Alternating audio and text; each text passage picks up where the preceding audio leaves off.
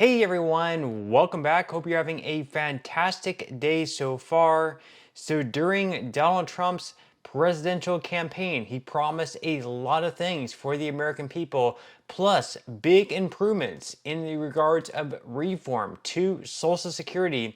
In today's video, we're going to be covering why these reforms and changes may be coming even sooner than expected.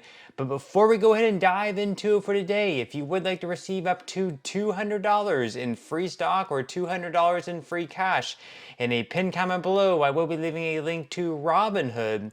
All you have to do is once you click on that link is just sign up for a free account and then simply link your bank account. You do not even have to make an opening deposit. At that point in time, Robinhood will be sending you one free stock worth all the way up to $200. And if you'd rather just have the cash, all you have to do is once you receive the free stock is just sell it for what it's worth and then transfer the cash value right back to your bank account. Okay, so diving into for today, during Donald Trump's presidential campaign where he eventually defeated Kamala Harris, he had a lot of promises for the American people, and a lot of these promises were some of the main reasons why Americans chose Trump over Harris if they were sort of on the fence. Obviously, there were some people who were going to vote for Trump regardless, some people who were going to vote for Harris regardless, but then you had all these millions of Americans who were sort of split in the middle, who maybe they were going to vote for Trump, but at the same time they could see themselves voting for Harris as well. But Trump had a lot of promises, not only for the economy, the border, immigration, everything like that, but he had some specifics to that. So like Social Security, for example, he has some specifics. He also has some really great thing for American workers, bringing jobs back to the States. And some of those promises included tax cuts for those who are working primarily on tips. So if you're like a server, if you're a bartender, anyone who primarily works on tips who might receive a lower income, but then, get most of their income off of tips, it's going to really greatly benefit them not having to pay taxes on those tips. And this is something that he really campaigned heavily on in the state of Nevada because it's such like a service industry state, especially in the city of Las Vegas. So that's maybe one of the reasons that he won in the state of Nevada. And actually, interestingly enough, if you remember, Trump came out with that idea in Nevada, and then a couple of weeks later, Kamala Harris actually came out with that idea herself. She must have thought it was so great or so popular or such a great idea that she also came out with that as well.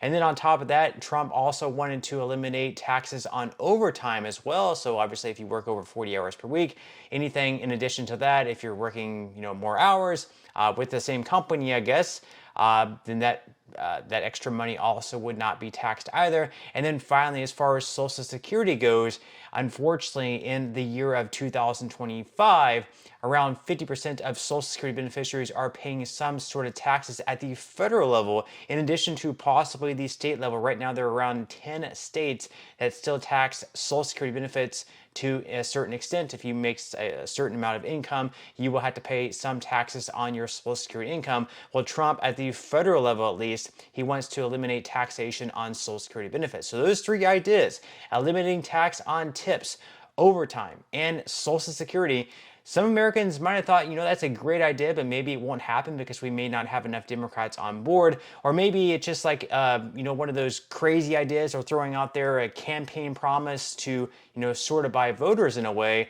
Well, actually, it looks like those ideas might actually come into fruition and pass much, much sooner than we expected. So according to the New York Post, Americans who earn tips, overtime, or Social Security benefits may not have to wait long for federal taxes on that income to end, the White House says. President Trump wants all three of those major tax cuts to be included in a looming budget reconciliation bill that can pass with bare majorities in both the Republican-led House and Senate, Press Secretary Caroline Leavitt told reporters on Friday.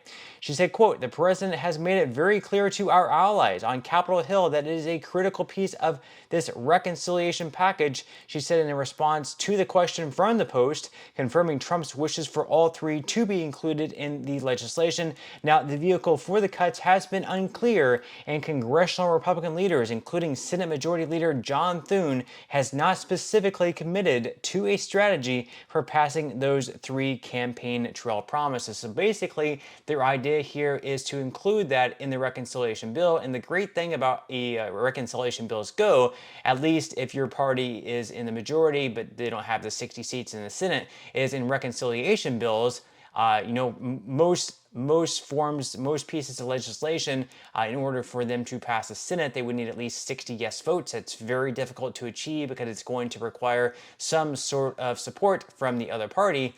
But in reconciliation bills, you only need a simple majority. So in this case, Republicans would only need 50 yes votes. So if it's 50 to 50, then we have J.D. Vance, the vice president, who is going to be the tie-breaking vote. And right now, Republicans have 53 seats. So they could actually have 3 Republicans vote no on a reconciliation bill that includes no taxes on overtime, Social Security, and tips. And if that were to get at least 50 votes, you're going to have J.D. Vance as the tie-breaking vote, and that bill is going to pass. Now, also, the downside of reconciliation bills is there are certain rules to them, and we have this parliamentarian who's going to rule whether certain things can actually be in the reconciliation bill or they have to be stripped out. So that's going to be something they will have to consider. Now, the article here goes on to say that although Trump's 78 campaigned on the policies, Republicans hold slim majorities in both chambers and can afford few defections from members potentially concerned about the impact on the federal deficit.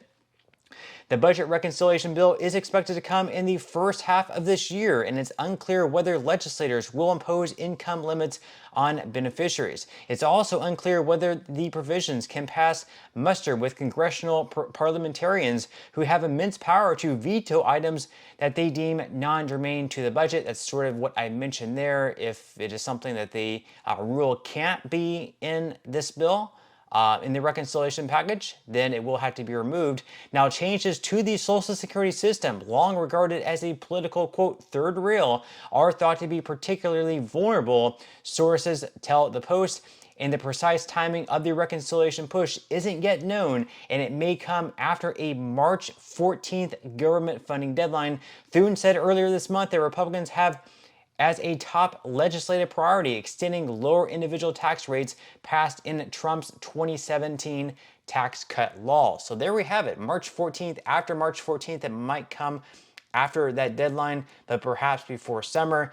We will have to wait and see, but this seems like it's actually a very big priority in the Trump administration, as well as other Republicans, removing taxation on overtime, tips, and Social Security. A lot of times we hear promises from certain presidential candidates, and whenever they get in office, they just sort of forget about those promises. We will have to wait and see and really hold Trump accountable here for these 3 things. Now, obviously, it's nothing that he can sign through executive order, and then sometimes it's difficult to pass certain things through Congress because maybe you don't have the votes from the other party, or maybe you're not able to work out any type of negotiation. But in this case, if they actually get all 3 of those things done in Trump's first year, you really have to tip your hat to Trump in that case. Now, they go on here to say that a source told the Post that congressional Republicans are still considering putting Trump's tax proposals into a separate bill from the reconciliation package, though House Republicans led by Speaker Mike Johnson are pushing for a single bill. They said, quote, the tax portion of this effort is going to take longer to sort out. That's why Thune has been advocating for this 2-step approach to get Trump early wins on border and energy while leaving time to get the tax piece put together, the source said. Now, who exactly would be affected if they were to remove taxation of Social Security at the federal level? According to crsreports.congress.gov, around half of all Social Security beneficiaries do not pay federal income tax on their Social Security benefits. The Congressional Budget Office estimates that about half of Social Security beneficiaries paid income tax on their Social Security benefits in 2021, and a 2015 Social Security Administration analysis projected that more than 56% of beneficiaries' families will owe income tax on their Social Security benefits in 2050, and that's basically because the tax brackets for Social Security have not been indexed to inflation since they were created. So over the years, obviously, people are making more and more money because the value of the dollar is shrinking, yet the tax brackets have not increased. Now, what exactly would be the downsides of eliminating taxes on Social Security overtime, and tips, well, the fewer money that's taxed, we also have less money that's going into the trust fund. As we have seen with the numerous reports out there, right now the trust fund is not in the best shape. We don't have enough money flowing into the trust fund. That's because our workforce is getting smaller and smaller by the year, and the amount of people collecting benefits from the trust fund is growing every single year. So if we have less money that's taxed in the form of Social Security, in the form of overtime, in the form of tips, that also means less money flowing into the trust fund, which means that the trust fund will be going insolvent that much sooner. And according to reports, if Social Security benefits are limited as far as taxation go, that's going to speed up the insolvency date by another 6 months.